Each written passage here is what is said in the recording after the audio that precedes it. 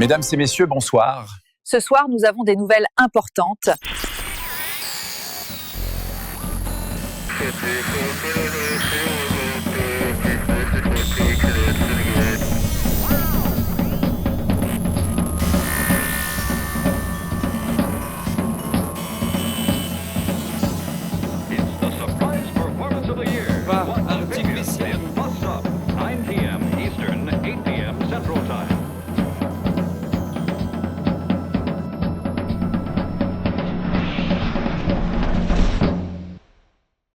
Je m'appelle Charlotte Comte et je suis, j'aime pas trop dire ingénieure du son, je dirais plutôt opératrice du son et perchwoman aussi, ou perchmeuf. Je trouve qu'ingénieur du son, c'est un peu prétentieux par rapport à nos métiers. Ingénieur du son, je trouve que ça correspond plus à un métier d'ingénierie, de studio, d'enregistrement plutôt musique. C'est un mixeur, un grand mixeur qui m'a ouvert les écoutilles à la fac.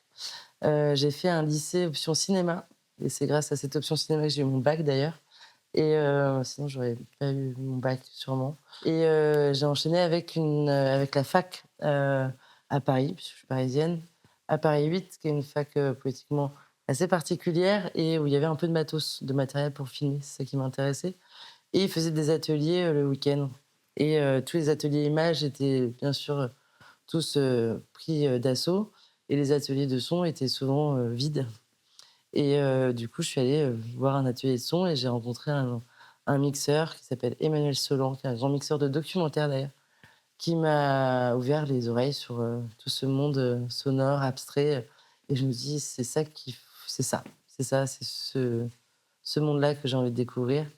Et après, je suis partie, j'ai intégré les l'ENSAV sur dossier directement Master 1. Et en Master 2, j'ai fait un Master de son. J'ai commencé par la prise de son documentaire. Et après, j'ai eu la chance de faire des courts-métrages qui m'a amené à faire des longs-métrages à la perche, après au magnéto en tant que chef opératrice du son.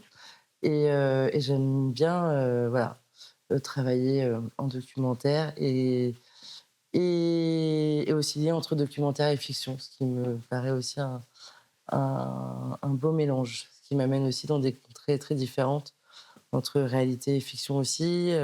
Qu'est-ce que la fiction, qu'est-ce que la réalité? Mon rapport sur un tournage en fiction est très différent sur un tournage en documentaire.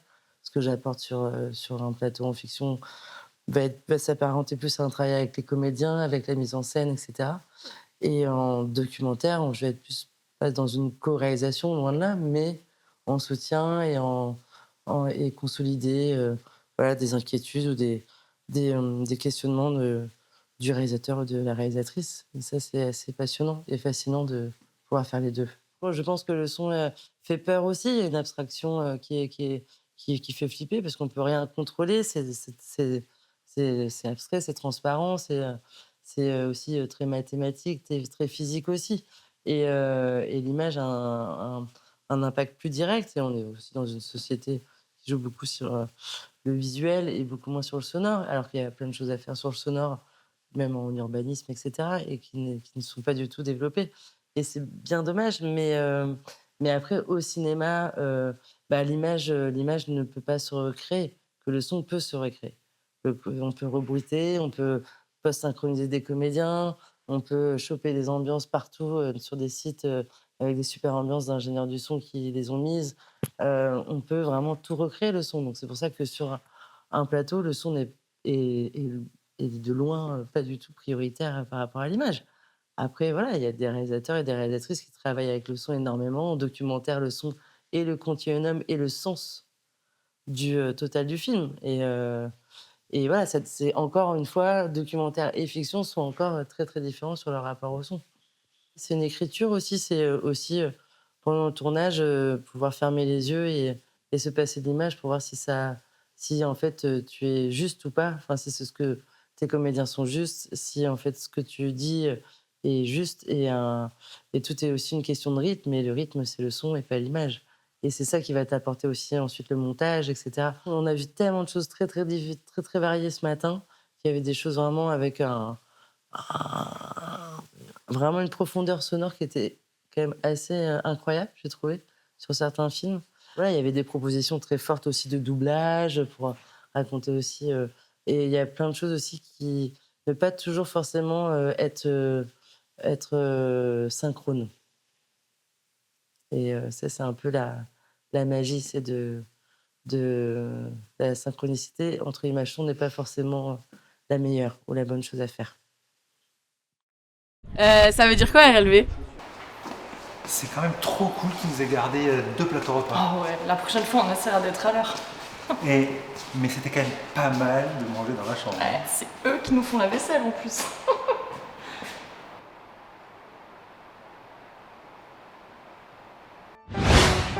RLV remonte la vaisselle. Ça veut dire quoi RLV? On est vachement bien à Bac de Big. Ah ouais, il y a du soleil là. Bac de Big, c'est trop bien. Ouais, et puis en plus, il y a des gens de N-Boom. Ouais, ils viennent de loin. Hein. Ils sont venus avec des gens de Brûlabus.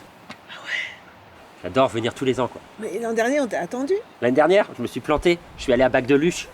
Bac de Luche. Oh, Bac de Big, c'est vachement mieux. Ouais, rien à voir. Ah ouais, hein. Bac de Big forever. RLV raccourcit la ville. Ça veut dire quoi RLV? Salut, c'est Franck Leboeuf. Vous voulez savoir combien vaut votre voiture? Allez sur vendezvotrevoiture.fr. Rentrez simplement les détails de votre véhicule et recevez rapidement son prix de vente. RLV revend la voiture. Mais en fait, ça veut dire quoi RLV? C'est une histoire assez rocambolesque. Je me suis retrouvé né avec une jambe atrophiée et un muscle du coup au niveau des ischios qui est 2 fois plus petit que la moyenne. 2 fois plus petit que la moyenne. Mais oui. Et donc à chaque fois, il a fallu que je m'accroche au sport. Alors au 3 x 500 mètres au lycée. Laisse tomber comment j'étais. En fait, je boitais à moitié, mais j'ai réussi à faire le 3 x 500 mètres en moins de 5 minutes. Ah ouais, bah c'est énorme franchement. C'est vrai? T'as fait combien toi au 3 x 500 mètres? RLV, rescousse légitimement voulue.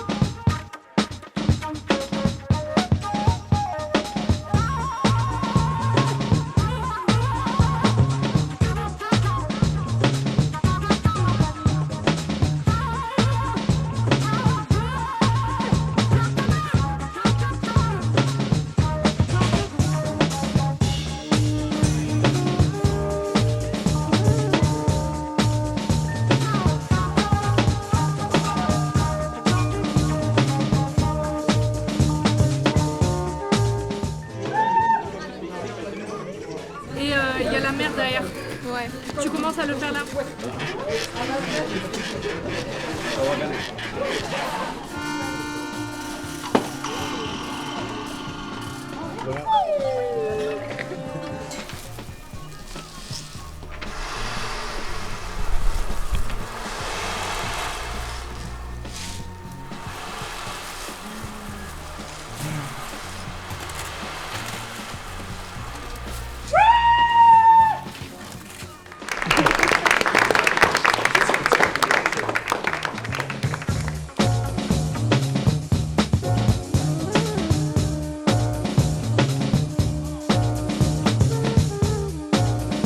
En gros, c'est l'histoire du secret où l'acteur ne doit pas jouer ce qu'il est en train de faire, il doit garder du mystère.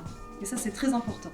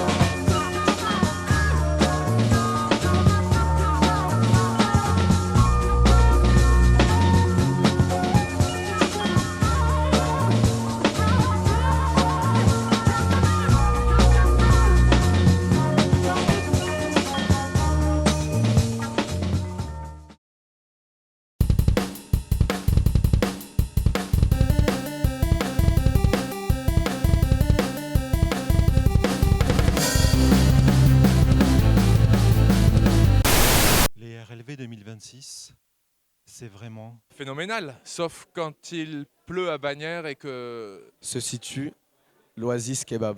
Je pense que...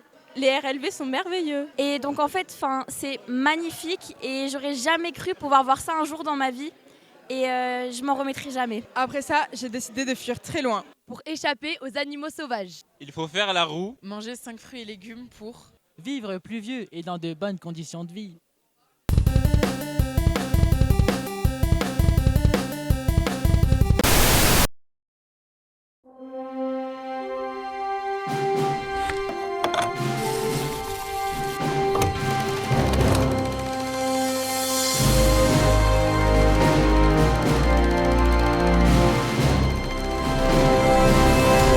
Ah mais c'est pas vrai, je l'ai sur le bout de la langue. Moi, je l'ai pas vu.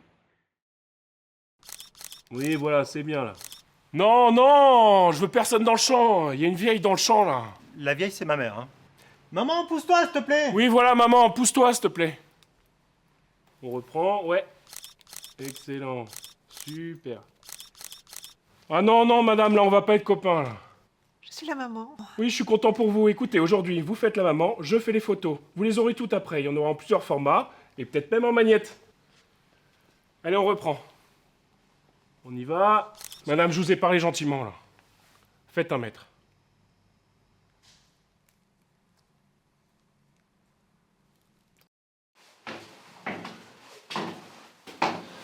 Oh! Qu'est-ce qu'il y a encore? Rien, mais c'est plus lourd que je ne pensais. Je crois qu'il va falloir 2000 francs de plus.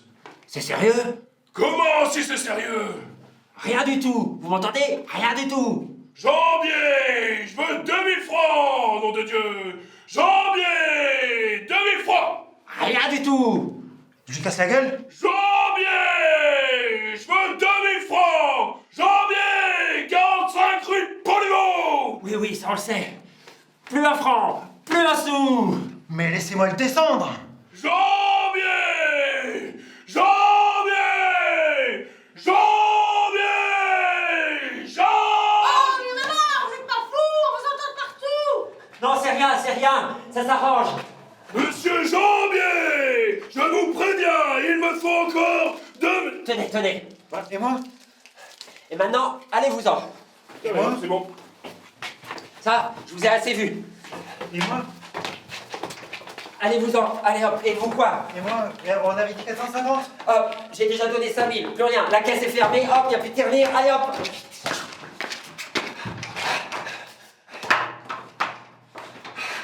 Ah bah je m'en souviendrai de ce cochon.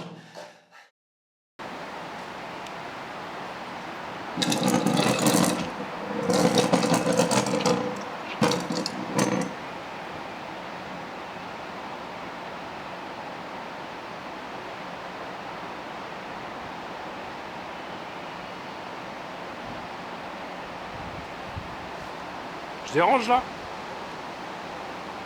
J'ai l'air de déranger, je peux y aller si je dérange? Non, non, c'est bon.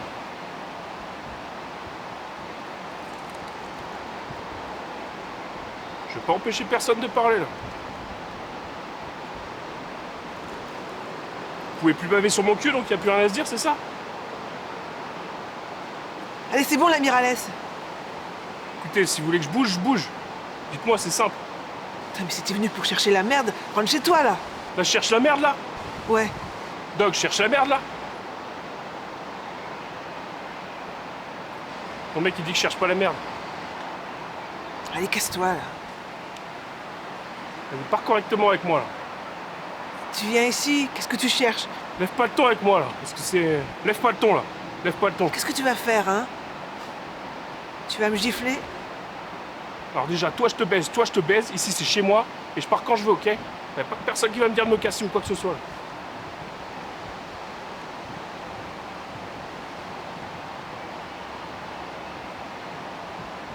Quand j'ai envie de partir, je pars.